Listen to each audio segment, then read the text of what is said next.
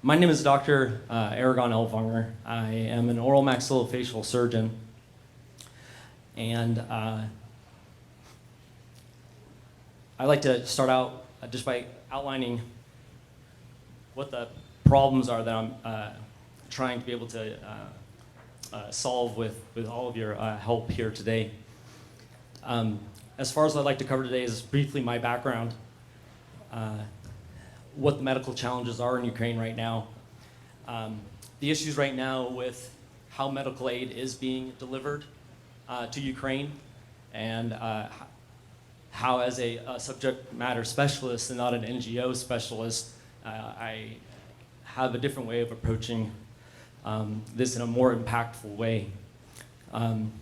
Most importantly, I want this aid to be a sustainable model, and I'd like to discuss what we need to do to make a sustainable model of taking care of the wounded and casualties of the war a reality. As far as my personal background, I am just finished in August 13 years of active duty Air Force service. I served during 2 major US conflicts and have seen and experienced many life-changing events. And when I started hearing from my sister firsthand accounts of what was happening in Ukraine, they did not feel like other people being injured. They were, to me, the same as any other fellow soldier that I was used to treating that had horribly disfiguring injuries from weapons of war. I left the military. In my final post in the military, I had a faculty appointment at the Uniformed Services University of Maryland, which is where all the medical training occurs for all of the armed forces. This was me in my more sprightly days. I just want to point this picture. I was a very close friend of mine who's a rather high-ranking individual in the Air Force now, and I want to highlight that one of the unique things that I'm able to offer is that through military connections, I still am able to have a lot of up-to-date knowledge and ability to react to medical assistance in Ukraine. And he's been a really good contact for me in that regard. I have extensive experience working in austere environments. Usually the more specialized you become, the more, what's the word? More of a prima donna you become, as far as my OR needs to be this way, and this needs to be like this, and that. If not, I'll throw my instruments at your face. However, my training was very different. My training is, the more specialized you are, the more you should be able to do it in a dirt tent without electricity. And that's a very unique skill that is very needed in Ukraine. But that was something that I have been able to achieve through the treatment of our US wounded soldiers through the Afghan and Iraq conflicts. I have worked in locations that were under constant threat of attack, and that danger was real and present. We oftentimes, were under threat of gas attacks in locations I'd rather not discuss right now, and also operating in austere environments. And I was trained, and I know how to react and to be able to perform under these conditions. I had actually planned on a full career in the military. I come from a long lineage of military heroes, dating back to the War of Independence and the Civil War, and it's a very proud tradition that I was carrying on. And it was a difficult decision for me after 13 years. This August, I decided to resign my commission. And the question is, why did I decide to do that? I had been acting as a consultant to my sister for the previous several months about very advanced medical issues that she was dealing with. And while I don't hold it against the government, they didn't allow me. It became very apparent that these were issues that a specialist really needed to be on the ground to be able to assess and address. And I was not able to do that while wearing a uniform. And I couldn't bear the feeling of having a very specialized, unique skill set that was very needed at a very specific time. And so in August, I decided to resign my commission and immediately move to Ukraine. I went with an attitude not of knowing what the solutions are, but very much with trying to talk to as many people as possible and get as much information as possible to figure out, to develop a plan that was sustainable and has maximum impact. What are the current medical challenges in Ukraine? I would like to briefly discuss my journey since August of going to countless hospitals, military units, and civilian locations. What I've observed the needs are and the deficiencies and what we need to do to help. There is a lack of training, certainly amongst the specialists, at least in my field, in the country, as well as perhaps current standards of care. I come from a very strong belief that anyone that is injured in the service of their country deserves to be taken care of, no questions asked. They put their life on the line for their country, and they're owed and deserved the peace of mind that they'll be taken care of. My sister Berta, who has spent a longer time in Ukraine and is very embedded with local networks there, is a bit of a counselor and a friend to many of these young soldiers in the Ukrainian ranks. And she speaks to me of the heartbreaking stories of the serious depression and risk of suicide that are occurring amongst the military ranks because of feelings of uncertainty that they don't know if they get injured, am I going to be taken care of, or am I going to look like a mutant for the rest of my life? That's a difficult feeling to be serving in a war under. And I do believe that people that are injured in these situations, both civilian and military, they are owed and deserved at least basic standards of care. There's an issue right now with international aid that I observe, and it's that it's chaotic distribution of international aid and equipment with very little focus and interest of in-country capacity building. So I have gone to several hospitals now where there are rooms filled with mismatched items that are unusable, that weren't really thoughtfully delivered. I mean, I know the intentions were good, but one of the big things that jumped out to me, though, is the need for in-country development of skills by the local physicians themselves. That's one of the problems. Now, obviously, Ukraine does not have the finances that the U.S. does. That being said, I mean, hospitals do have funding. Something that I have observed is that there is a lack of empowerment amongst the physicians and the administrators in hospitals. And what do I mean by that? The physicians for right now do not have a strong enough voice to be able to say, this is, as a physician, I know that the funds need to be used in this manner to be in the best way. And it seems that oftentimes that battle is being won on the administrative side. I really want to help out with that, and the way that I can help out with that is by committing to be in country and creating a consistent track record of excellent surgical results. Finally, and I have a few anecdotes I'd like to share with you.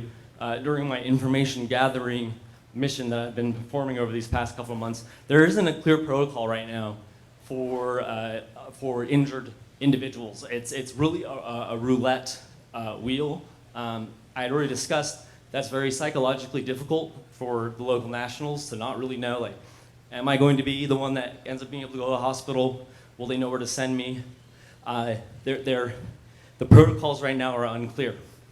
What I'd like to do right now is a comparison of what the current practices are, which I don't feel optimize maximum impact of donor funds, certainly any organization that is helping Ukraine, I applaud and I appreciate. But I think there's always opportunities to improve efficiency and effect. So please don't interpret anything that I'm saying as trying to put any organization down. It's a beautiful thing to me that people come together to help people that they don't know. It's a great thing, but that doesn't mean that we can't always try to have process improvement. So I'd like to point out a few of what I've noticed is the traditional models, and based off of my past several months of information gathering, a model that I, through your willingness to fund this project, a model that is going to be long-term sustainable with amazing impact. Problem number one, I go to so many hospitals where I see, I'm going to give you a specific story. There was an 8-year-old girl who was missing both of her legs. She was hit by a Russian missile. Both the parents were killed. And I asked the staff that I was touring the hospital with what the plan was. And the response was, well, we just hope that some countries could be willing to take her. Folks, that is not a treatment plan. And while it's wonderful and, again, laudable for the organizations and groups that are willing to medevac these people out,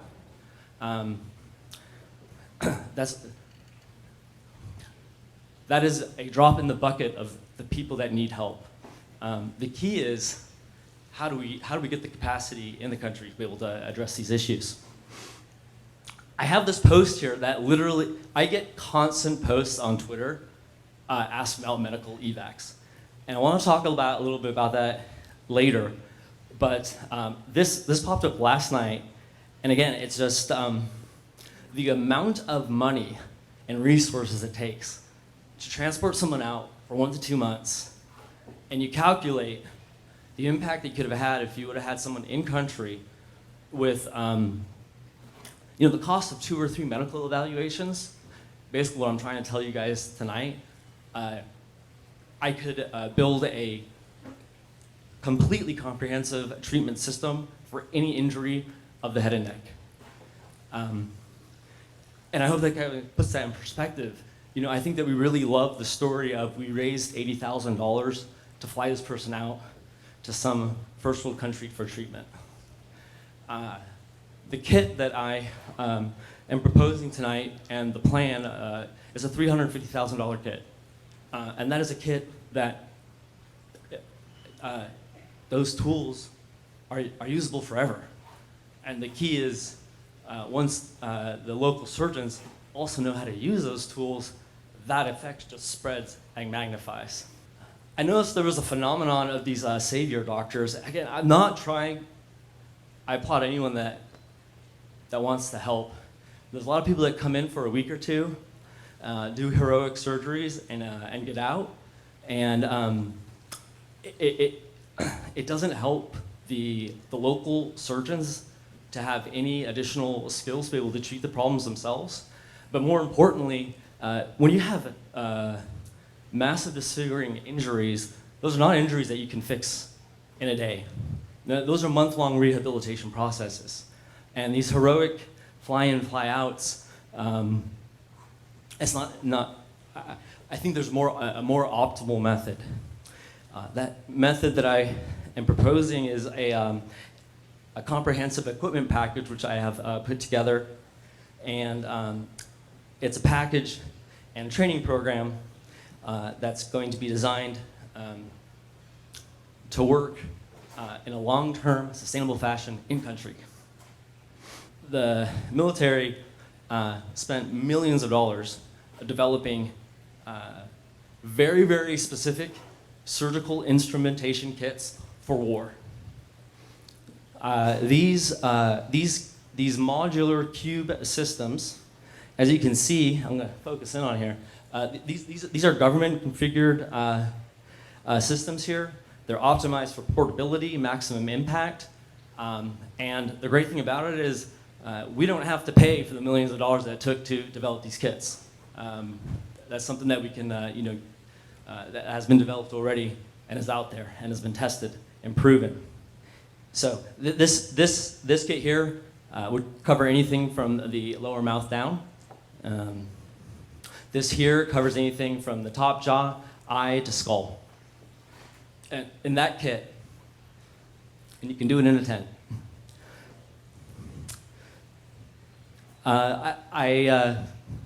It's a little bit disheartening going to a lot of these hospitals, again, with well-intentioned donations.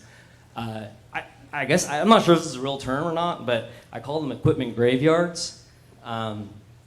There is so much non-usable equipment that's being distributed because the mindset is not that these equipment donations need to be optimized for the recipient, but how do we donate this in a way that's optimum for the donor? And oftentimes they're mismatched systems that aren't usable. There's so much stuff about this. And I just wanted to show you a few crazy photos. So there's two scenarios that I saw.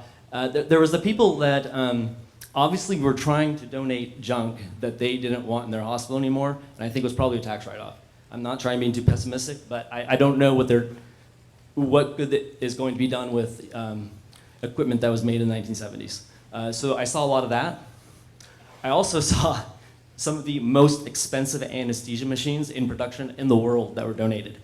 And I was super excited to see it and super excited to talk to the anesthesiologist in the hospital, be like, how is it having a unit that I have never even been able to use because it's so expensive? He says, yeah, unfortunately, they didn't include the compressor for the air. So, you know, you have to be thoughtful that what you're delivering is in a usable, synergistic manner. It's something that I think can be optimized and improved. Also, this was a lesson for me. You know, we have to get out of this mindset sometimes that, like, I think in our mind we have these visions of aid means these caravans of trucks coming with stuff from the first world savior nation to save the other country. And there is little, what I observed, little effort that was taken into what's already available in the country, because that's going to be much easier for people to continue to acquire if it's already there, but also, what better place to put money into the economy than a country that's being ravaged by war? So I spent a lot of time going from pharmacy to pharmacy, maybe raised a few eyebrows because it was a little confusing having a foreigner asking about extensive drug lists that they had on their formulary. But this is just an example. These are rescue hemostatic agents. I was floored. This stuff here is $300 a vial in the States. This is a pack of 5, $300 a vial. It's $3 a vial in Ukraine. And you know, if you just, we can optimize. You know, I'm saying, like, it's great when we donate money, but let's maximize the impact, because for you know, $100, which would have gotten you one package of that in the States, you could have gotten 10 times the amount in Ukraine. And I think that research needs to be done. And that's one of the things that I have looked at is whenever possible, always looking at what is already available in the country. Obviously, there's stuff there's not going to be, but you should do that groundwork. So from theory to practice, what I'd like to propose is a fully integrated trauma instrumentation system that's designed for wartime scenarios. And this isn't something that I came up with. This is something that the military came up with extensive wastes of money and research. So, and it's meant for what's happening in Ukraine right now. I've been trained on how to use it, and I'm happy to train the other local surgeons on how to use it. Also, by being in a country, the accountability of the equipment is important. The training, again, you can't leave some advanced piece of equipment and expect it to do any good in the country if you're not willing to expend the time for the training. And that's something that, as forPEACE, as we feel that, you know, we've been called to come over there and to devote our time. And by the way, I'm not sure if you guys know, forPEACE is unique in that we do not have like any administrative fees or anything like that. I'm living off my own. Every person, my sister, myself. I mean, from our savings, we are buying our food, getting our flights, our apartment. Every dollar of aid is going to Ukraine, and I just want to point that out.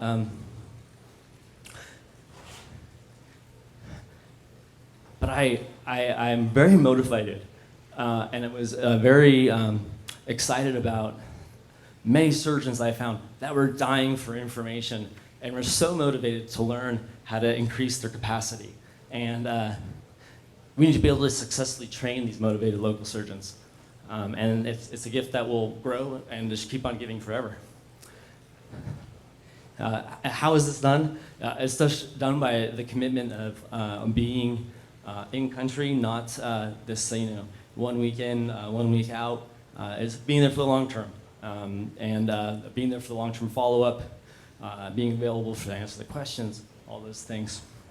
And I think that's something that's special about forPEACE is the long history and network of friendships that we have developed in the country. Hospital conditions are all over the place in Ukraine. I just wanted to kind of show you that every hospital is going to have its own set of needs, and with that goal of it's the recipient that you need to be focusing on, and not the donor side. Going to each hospital and understanding, okay, we're at the brick and exposed wire level to address. It's a little bit different than okay, well, at least I have an operating table. But we've made these connections, and we have these hospitals that are excited to be working with me and my sister. I gotta say, the whole forPEACE team is awesome. My sister is I'm not sure if that came out when she was speaking. Her studies were in anti-corruption, and hospitals do have a little bit of reputation in Ukraine of not being the most honest when it comes to money sometimes. And so we are just such a power combo when we go through things, being able to flesh out what's going on, what's really needed, what the real story is. It's pretty awesome having a native Ukrainian speaker who study nothing but Ukrainian corruption systems. It's a real fun power team. Let me move through this. I apologize. I tried to focus setting up my hospital credentials for a long-term commitment in Ukraine at the biggest hospital along the southeastern front. This is the photo of that. It was a very weird introduction. I didn't know what to expect. They knew that the American was coming that said he wanted to help. They didn't really know what it meant because they said they had never had an American come that far into Ukraine before. But this picture doesn't really do it justice, but there was this table in the middle of the room. I had a translator, and the entire room was surrounded by the heads of every medical department. And it was a strange process, but somehow through the many, many questions, I obviously passed because in the end, they were all very happy and shook my hand and then took me for a tour in the hospital. But it was a little bit intimidating at first. I don't know what's going on. There's patients that fall through the cracks right now. I wasn't able to do a lot of good because there's not a lot of equipment right now. But this guy really, I ran into him when we were taking the tour of the hospital. He had a bullet that went through the back of his ear, came out his nose, completely dislodged his maxilla into the space where your tongue is supposed to be. So he hadn't been able to eat food in over 4 months. He lost 40 pounds. Luckily, he had stocked up on his calories before the injury. And so he was, and I don't mean this in jest, but that really is, for certain people, to lose 40 pounds, I mean, that's pretty life-threatening. But he just fell through the cracks. He was an active duty military soldier that went from hospital to hospital begging for treatment for somebody to address the fact that his top jaw was in the middle of his mouth and that he was not able to chew. The hospital staff, when we were taking the tour of the hospital, were like, we have no idea what to do with this guy. Do you have any ideas?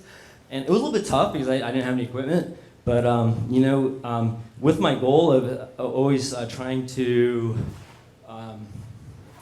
I never want to be doing things on my own. Everything's going to be about having the other surgeons with me in a collaborative environment. I just kind of wanted to show, I apologize for these poor images here, but I'm just trying to show that this is the top jaw here, completely shattered. This area of the teeth should be on this side of the jaw, just so you guys know. And so this is like the tongue space. It's kind of hard to see here, but I was trying my best. But we talked about it. We pulled up on the screen. I talked about how we traditionally do this in America, and that I was going to try my darndest to fundraise to be able to bring the correct equipment back to do this. I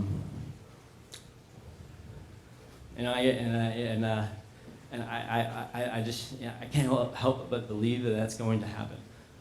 I just believe it's going to happen. But that's the commitment I gave them. That after discussing how I would normally treat this with the correct equipment, and that I was going to try my hardest when I came back to make that a reality for them, I then tried to figure out, well, how am I going to do this in a way that at least this guy can chew again and feel like somebody cares at all about his welfare.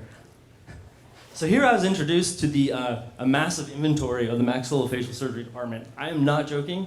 This is the entirety of their clinic instruments. This is the biggest hospital on the southeastern front. So here I am with my little hacksaw here. I had made models of his teeth. Cut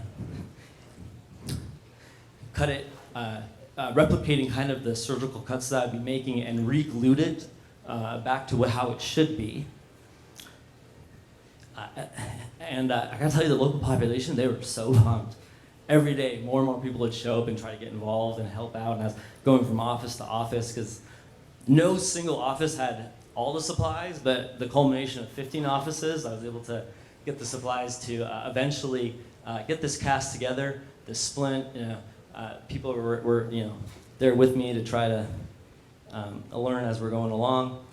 This was something that was really special for me. Once I made that model surgery for that patient, I was very, I think as Americans, very used to the fact that a doctor is supposed to explain to you what procedure you're going to get. So the guy was in the room, and I'm not sure if you see here, I'm showing him here how I had changed the bones of his maxilla, explaining it to him, and I asked him if he had any questions. And a lot of the staff surgeons there just started laughing, and like, of course he doesn't have any questions, he's a patient. I'm not trying to mean this as a diss at all. It's a mindset. And it's something that I think that we can improve on. I mean, these are great surgeons.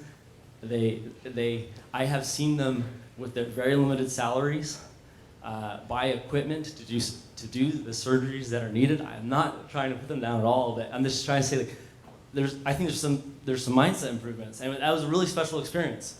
This guy, I mean, he was a little bit shocked too.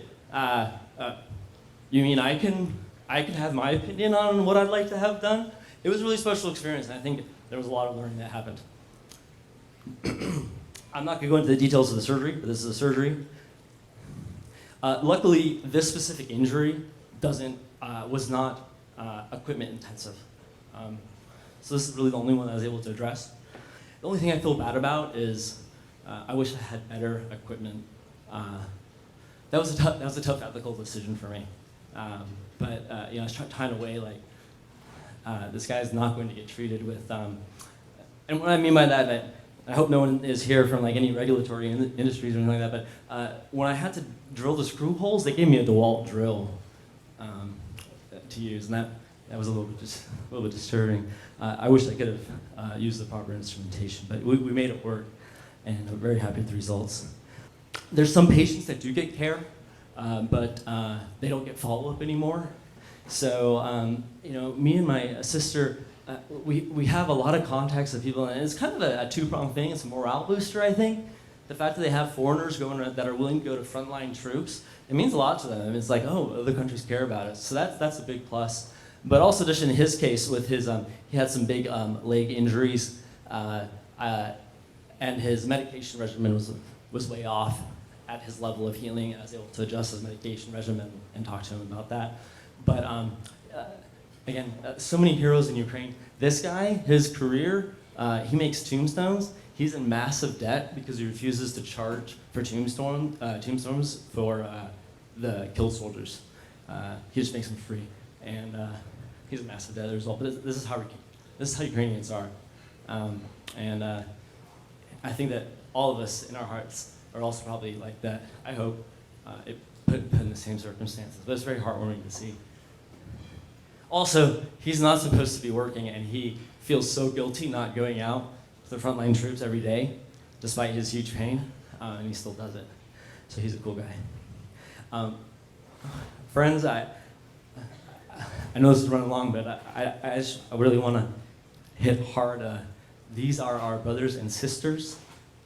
They need our help, and we can make it happen.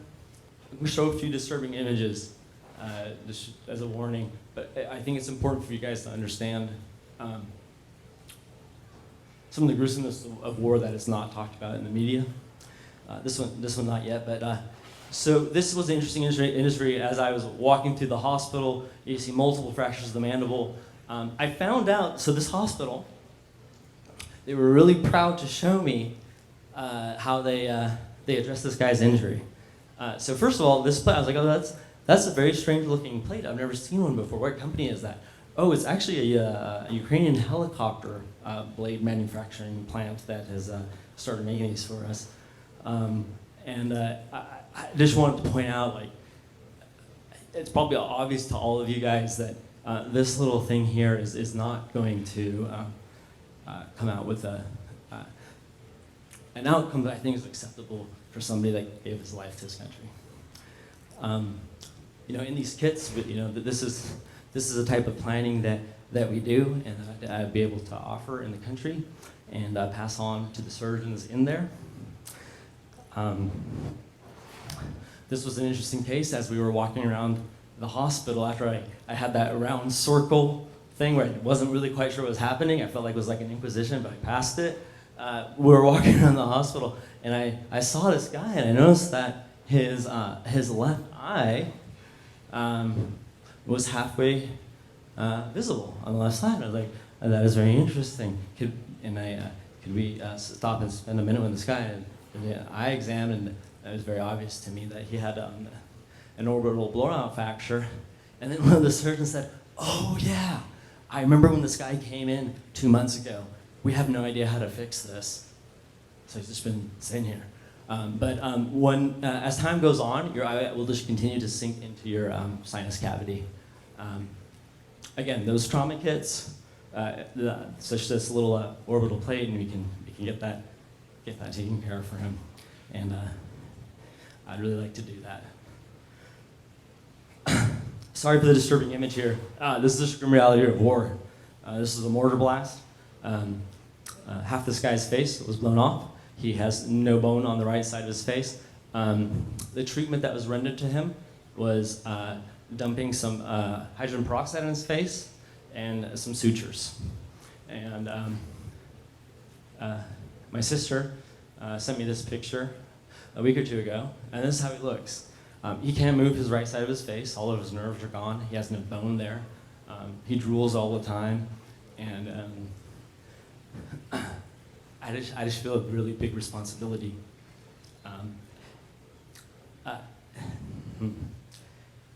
All right, guys. I'm going to end this. There's a lot more I want to talk about, but I hope you guys felt the passion of what we're trying to get done here tonight. And please come find me if you have any questions. And lastly, I just want to thank my wife, who understands that I'm needed in Ukraine and is okay with me putting, neglecting her in America while I'm out there. Thanks a lot.